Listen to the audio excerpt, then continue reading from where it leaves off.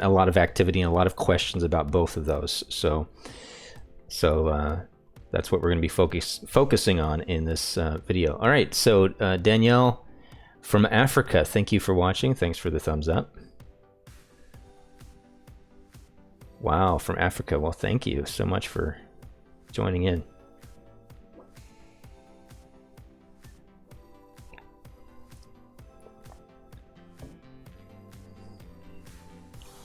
Anybody else watching, go ahead and let me know where you're from and where you're watching from. And if you have any questions, so I can start thinking about how I'm going to best answer them or just demonstrate something tonight. Hope everybody's having a good weekend.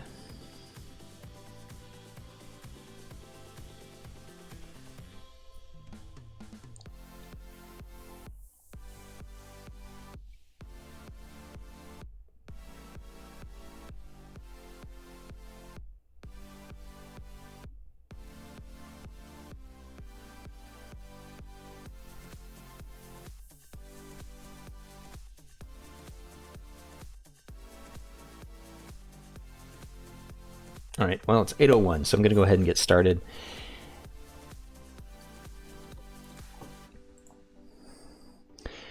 And first, I guess what I just want to show is, did I switch it? There we go. What I just want to show is my Google Drive and a couple of ways that I have been using the suite of applications inside Google Drive for a while now to create artwork, specifically illustrations, portraits, that kind of thing. I've gotten a lot of views on that, a lot of questions and comments, so I'm going to show you a little bit behind the scenes of what I do, how I use Google Drive and Google Drawings specifically. If you have any questions about that as I get into this and just kind of show you how I start an illustration, leave them in the chat, that'd be great. Paolo, good morning from Italy. Sorry if I pronounced your name wrong. That's amazing, watching from Italy. Thank you for joining. So here I am just in my Google Drive. This is my home folder here. And I like to kind of keep things organized as much as possible. So I have a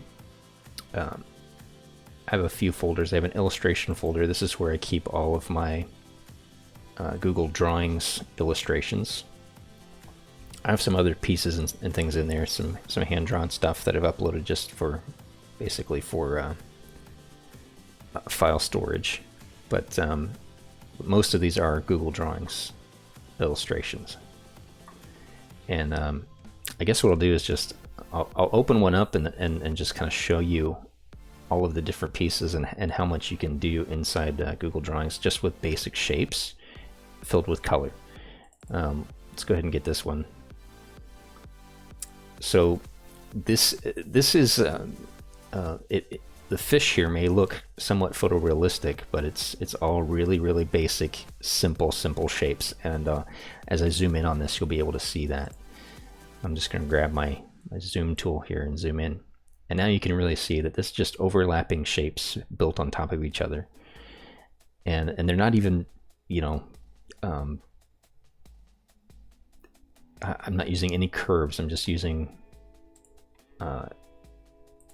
straight lines. And zoom in a little bit more.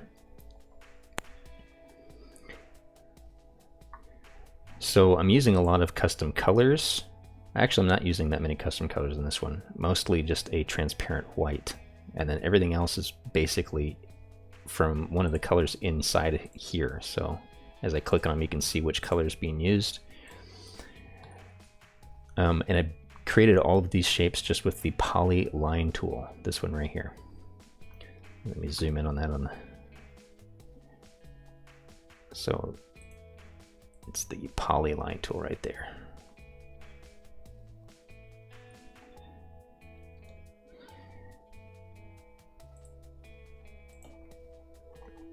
And inside of Google Drawings. You can group things, group a lot of shapes. That's what I try to do. This whole thing right now is in a group.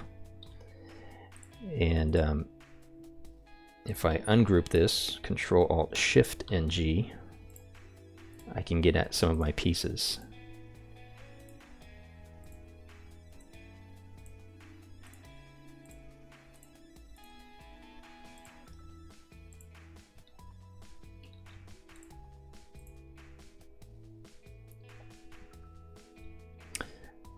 First, just let me drag a duplicate over. Just hold down Control, and in this case I held down Shift just to make sure I dragged it over, constraining that movement.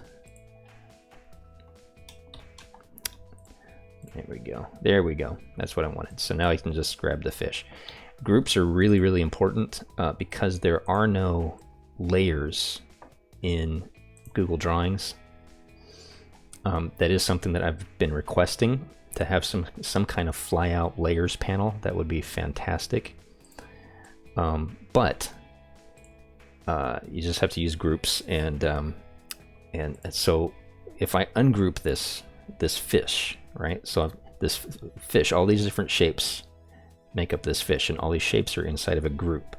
Then I have all these other shapes. Here's a cluster of trees. That's its own shape. That's its own shape. This tree is a group, and inside that group is all these different individual shapes. And that's the same way that I've created this fish, just building up shapes on top of each other. I can move them around and really start breaking this thing up.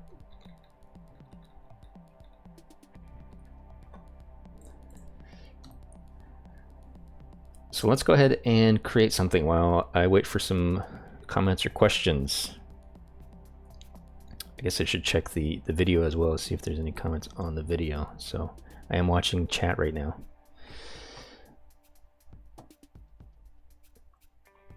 So inside here, I will just right click, go to more, and select Google Drawings. There's a couple of different ways that you can get to that. You can click new up here, and from that menu go down to more, and Google Drawings is there. And I'm just going to leave it at the default size. And what I like to do is start with a photo, and actually I can do that all from right inside Google Drawings. I'm going to go to Insert and find a photo or an image. And we're going to search, and let's just find a flower.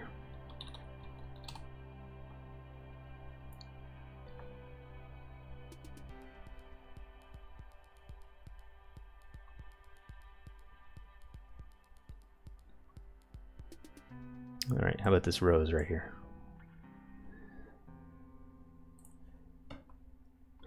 I'm just going to shrink it down a little bit. And then I kind of like to move it off to the side just a touch to give myself a little bit of room, because what I'm going to do is essentially trace this image in small, precise little shapes, drag those shapes over, and create like little building blocks for myself out of these shapes. So I'm going to zoom in a little bit here. Go to my polyline tool, and first of all, let's just get the rough outline of this rosebud.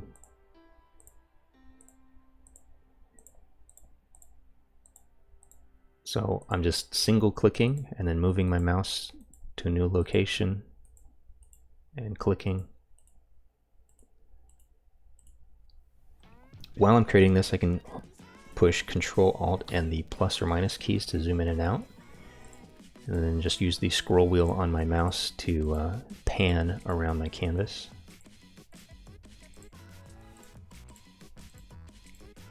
I could zoom in even more if I want to be even more precise, but kind of part of the style that I've developed doing these kinds of illustrations is kind of a geometric, rough style. So a lot of this I will interpret or reinterpret. It doesn't have to be perfect. Alright, so then I've got a my basic shape. That will be the base. And so I'm going to make my border transparent, and my fill color, I'm going to just use some of the colors from in here, and I'm going to make that like a dark red. I'm going to zoom in again. And by the way, when I dragged this over, I held Shift. That will keep it constrained. So so that movement is just not moving up or down at all, just left to right.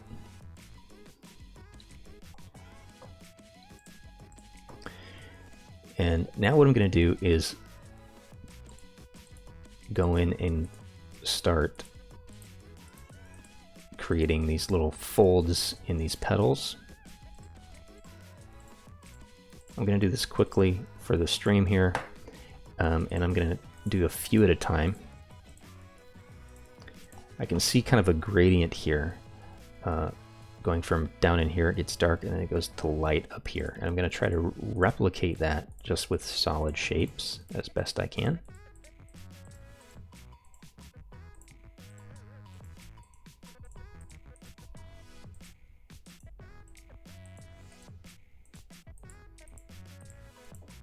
So everything starts out rough at first, and then I continue refining and refining and refining.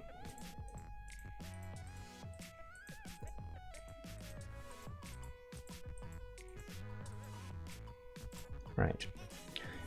What I can do now is lasso select outside my image here, hold Shift to deselect the photo, and then I can move all of these over. Let's go ahead and change the color. It looks like we lost the color here in our base. We'll make that dark red again. And then I'm just going to try to line this up. I can use the arrow keys to nudge it over. Right about there. So this is the same way, the same technique that I used to do the portraits, to do all the illustrations that I just showed you, that that now just exist in my Google Drive. I can download those as SVGs and open them in Illustrator, or send them to a t-shirt printer, somebody who needs a vector file. This is actually creating vector data.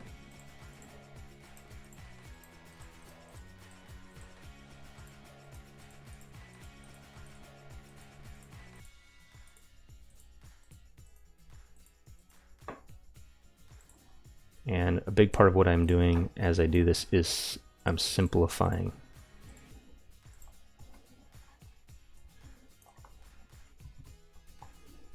All right, move that over.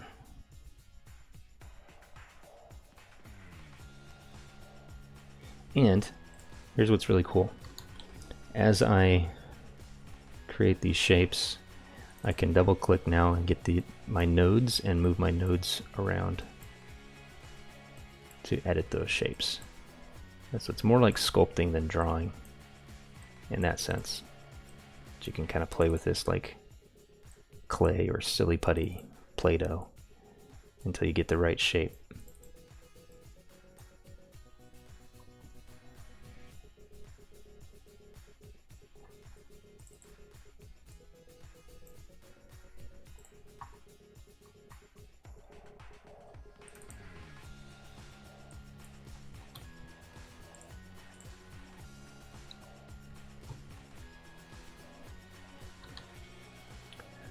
Now let's create, I can kind of eyeball this now. Just going to create a few more highlights. And just looking now over at my image here, I know where those are supposed to go. I've kind of created a good guide for myself.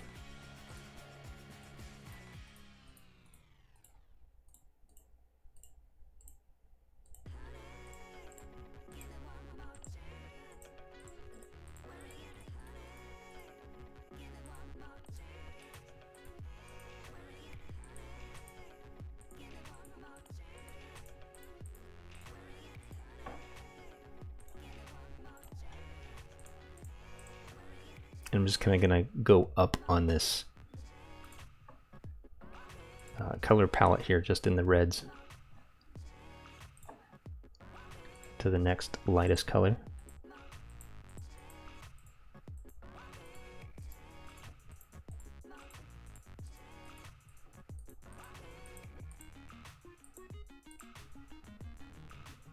One little trick that I like to do is I can select something that I want to copy the attributes from, and grab this paint format tool right here.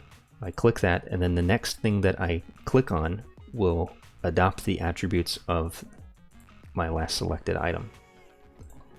So if I don't want to go back to my color palette every time, it's actually really helpful, especially if I was using custom colors, of being able to just grab something from another shape.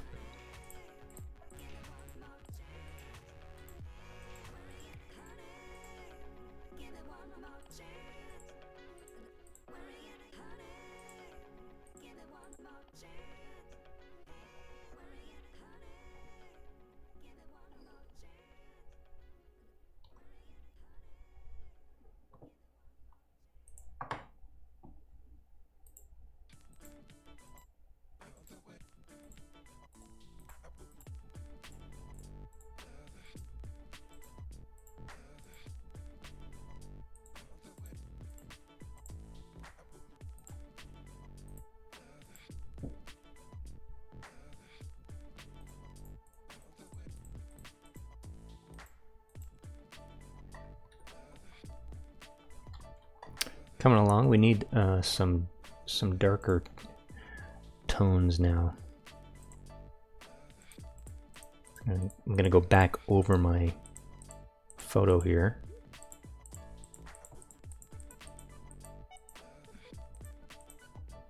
And we'll choose the darkest red here.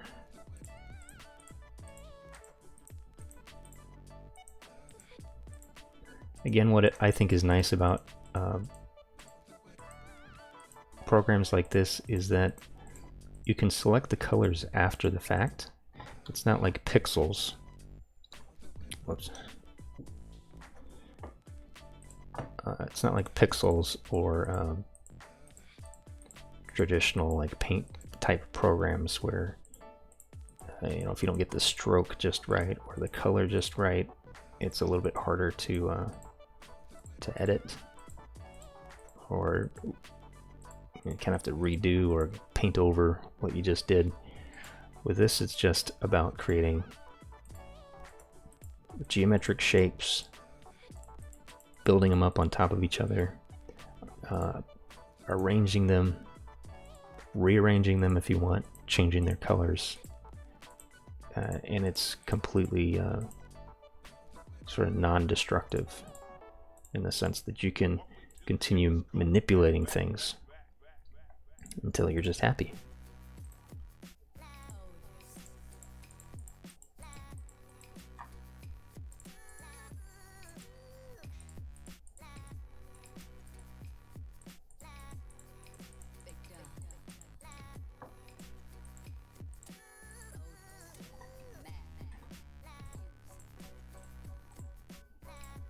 Alright, so I'm going to again grab all of those, hold shift to deselect my photo, drag them over holding shift, zoom back in.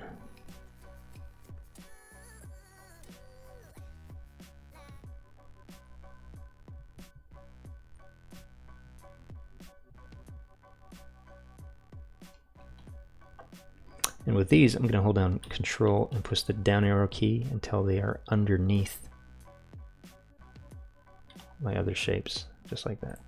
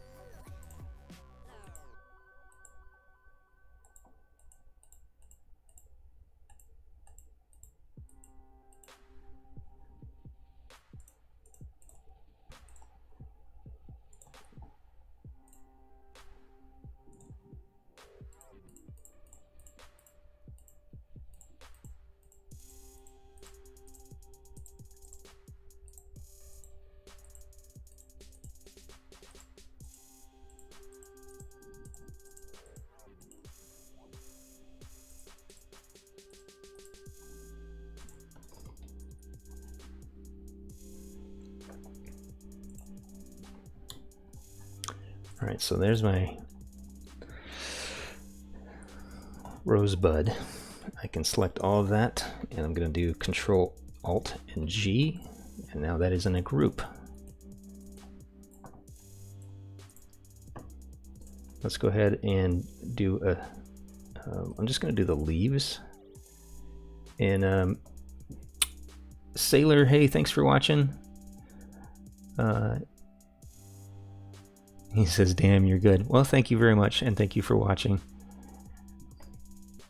If anybody has any questions so far, just let me know. This is actually I think a fairly simple technique. It just takes some practice and kind of training your eye to see forms as very simple shapes. But it makes it very very quick to kind of reproduce what you see. And you can reinterpret this, as you just saw me. I'm not going to do all of that leaf there. I'm going to cut it off here and change it up a little bit. So I'm going to go to my green, and what I usually do is select kind of a mid-green. And what I just did there, let me back up. So I'm dragging it over, holding shift so I can't move it up and down until I get it lined up right where I want it, right about there. And then Control Shift and down is going to move it to the back. I'm just going to hit Control and the up arrow just to put it on top of my photo there.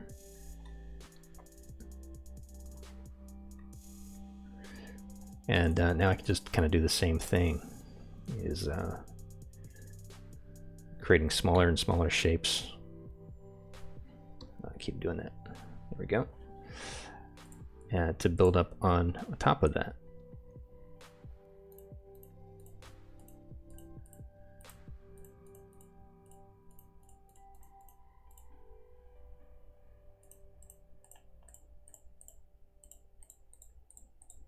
And I'm totally coloring outside the lines. I don't always want to create exactly what I see on the screen. I kind of use it as a reference for placement, for size and scale. Obviously not for color, just other than just the basic generalizations. It's around the same color. So I'm going to select all of those, make it a lighter green, move it over. Arrow keys to nudge it over. If you hold shift, you can actually go by 1 pixel at a time. And I'm going to move that to the back and then just up until it's on top of the leaves as well. And now I can kind of see, I want to maybe move my rose, the petal itself, the bud, over just a little bit.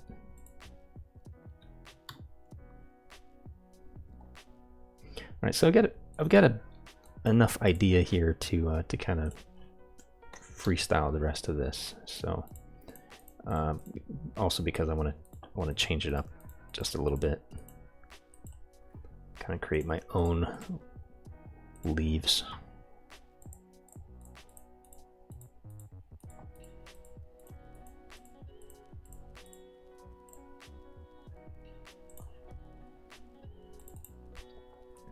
I can always double click on these shapes. I get these purple lines and these little purple nodes that I can move around so I can reshape it.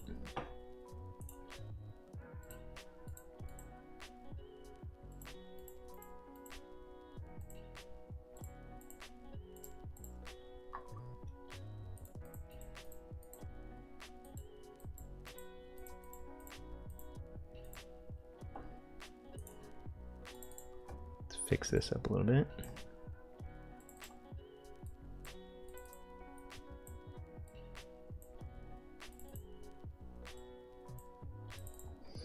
And then we can put in some shadows here.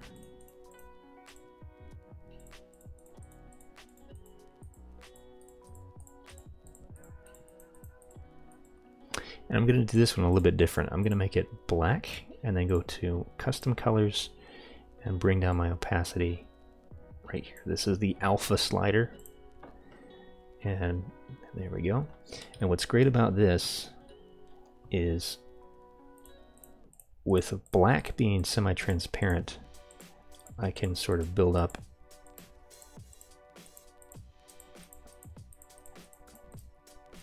layers of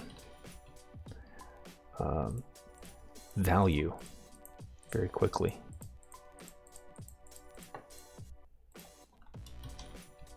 There we go. Just like that. I'm going to take that whole thing. Actually, let me move this bud off for a second so that that's in a group. Control Alt G. Then we'll move this back on. Control Shift and the up arrow to move it to the front. And let's just put that back into place. Maybe right about there. Okay, and then I'll select the whole thing. Control Alt and G, put that into a group. I'm gonna go ahead and get rid of my reference photo now. Now here's what's really, really great about having a graphic now, a piece that is vector. I can scale this, I can change it, I can change colors, I can duplicate it, holding control and just dragging. And I mean, I really could go in here and just change all of my colors, do different things. I can also rotate this, duplicate it. I can go to my arrange menu here, go to rotate. I can flip it. So I could kind of start creating a bouquet of flowers.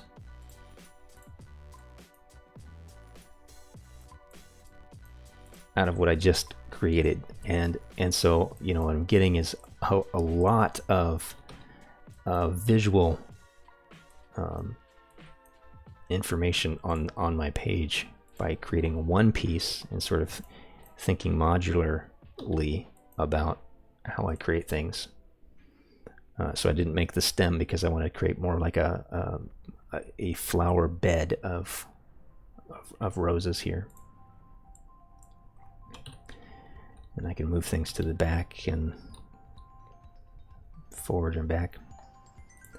Maybe make them different sizes because they're not all going to be the same size.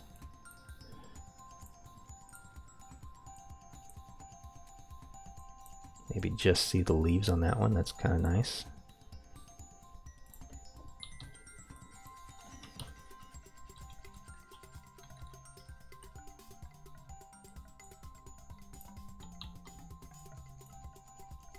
Copy, paste, arrange, rotate, flip horizontally.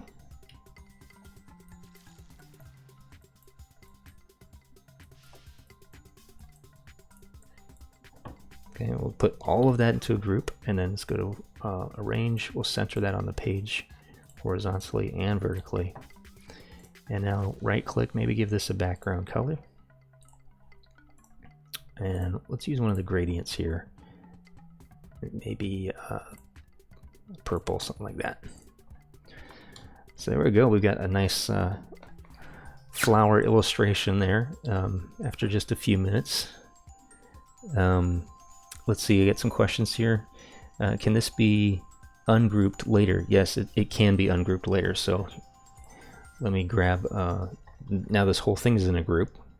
I'm just gonna hold control and drag over a duplicate of that entire thing. And we can zoom in on that and work. I love too that in Google Drawings you can sort of work off of the pasteboard, so I can push things off of my canvas and work on them there, tinker on them, do some changes or whatever. And when I export this, it's only going to export what is actually on my canvas. So let's ungroup this with Control Alt and then Shift and G. Okay, you can also find that under the Arrange tools. Ungroup, Control Alt Shift G. And I did it twice, so it's going to continue ungrouping things down the line. So because I put the rose bud itself into its own group, and then the leaves into its own group, those are now separate groups. And if I select everything and do another Control-Alt-Shift-G, now it's going to separate those again into their individual pieces. So I have complete access to all of my vectors. These are all vector shapes. So this is essentially what we created, all these little bits, all these little shapes that come together, overlapping each other to create what you see on the screen here. Is it easier to do a Google compared to Gravit? Okay, so Gravit, right? Gravit, you can do this same technique in Gravit. Gravit is much more of a full-blown, very feature-rich vector graphics application. What I like about Google Drawings is its simplicity and in a way its lack of features. So that I in fact I didn't come across or develop this technique of illustration until I started using Google Drawings to see what I could do and kind of push the envelope just using one tool. It's just the polyline tool, creating shapes that are filled with a color to create nearly any kind of illustration you would like to create. In Gravit, let's go ahead and open up Gravit. You have a pen tool, and you can actually get very, very precise. We'll just do a simple blog cover here. And by the way, let's see. I don't think I can paste it. No, I can't.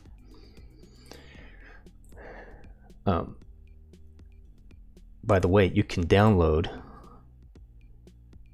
your, let's give this a name. You can download your Google Drawings document. We'll go to Download As, and we'll choose Scalable Vector Graphic or .svg. We're going to download that, and we can actually open a .svg right inside of Gravit. So let me go to my Downloads folder. Grab my SVG, drag and drop it in here. We don't get the gradient that was in the background.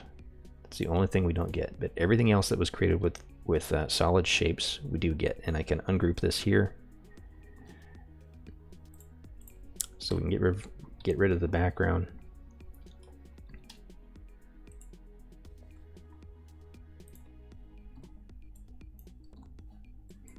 And there we go. Now we have all of our little pieces just like we had in Google Drawings. But again, the nice thing about Gravit, let me move this over, is look at, now I do have a layers panel, so I can see all of my layers. This is everything that we just created in Google Drawings. We don't have a way of seeing that except just right there, how it is in Google Drawings.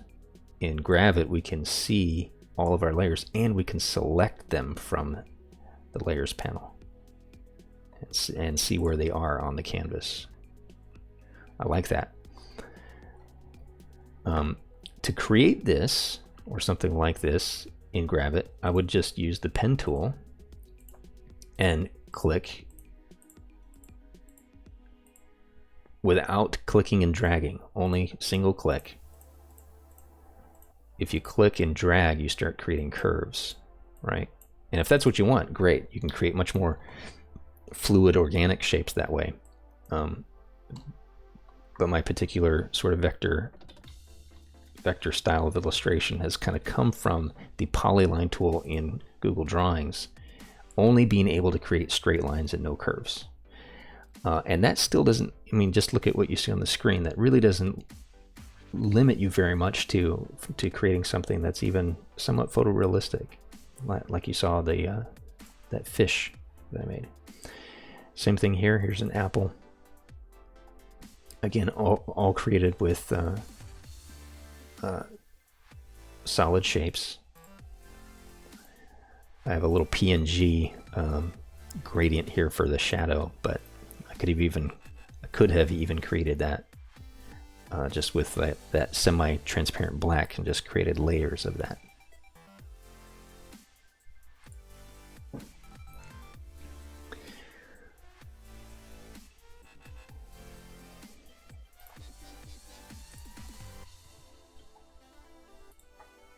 Yeah, Gravit Designer gives you a lot more features, a lot more control over everything, and definitely it really is the kind of go-to vector graphics application for me anymore. They have a desktop application as well, so if you don't have a good internet connection or need to use it offline, you can do that. And but I like that you can also run it just in your Chrome browser, or any browser, any modern browser. So I like doing this too. You have different views in Gravit. So if I go to View, I can go to View Mode and View Outline, and just look at all the outlines. This is what we created in Google Drawings. All these different pieces, and it's probably going crazy because of streaming.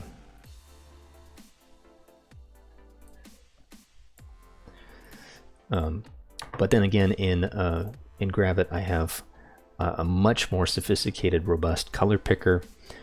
I can save swatches, and by double-clicking, I can also edit my nodes like I can in Google Drawings. But I can also have gradient fills on these. I can have blurs. So if you want to make something very soft, you can use a blur filter. This says filters and a lot more effects. You can also do a color adjust. So everything that I have selected, let's see if it'll do it for me without crashing.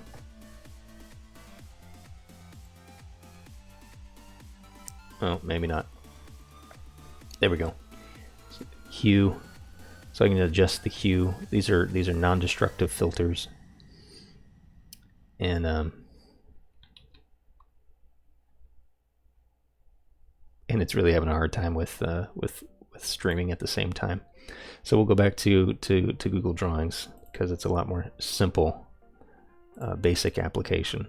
And again, that's partly what I like about it too. And the fact that it lives inside Google Drive, I think is just really fantastic. I'm going to open up one more document and we'll see how this handles it. Where is it? This is my vector collage. So this Google Drawings just combines a bunch of the illustrations that I have done in the past into one canvas, and it actually opens pretty insanely fast for as much as stuff is in here.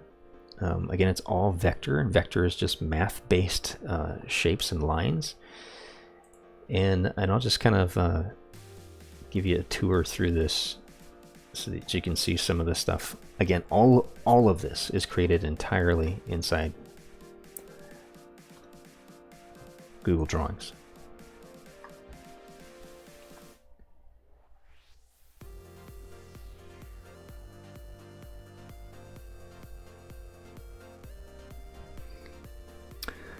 Sailor says, I guess I'll just mess around with Google until I learn the ropes, then try out Gravit. Says that's gorgeous. Well, thank you very much. Yeah, I think for vector graphics, kind of just getting started, Google Drawings I think is great. They do have a curve tool if you want to create curves rather than just straight lines.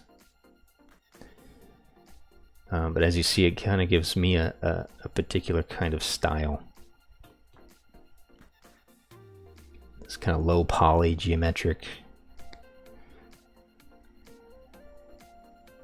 illustration style.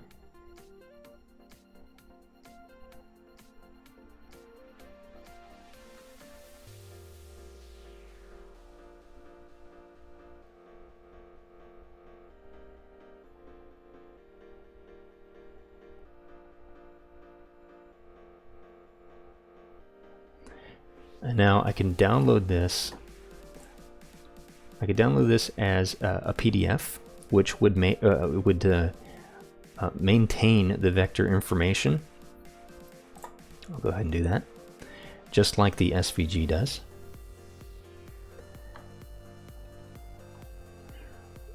So things like Adobe Illustrator can open PDFs. But what I want to show you here is that it's only exporting what's actually on the canvas. As you can see in my Google Drawings, I have stuff that's kind of hanging outside the edges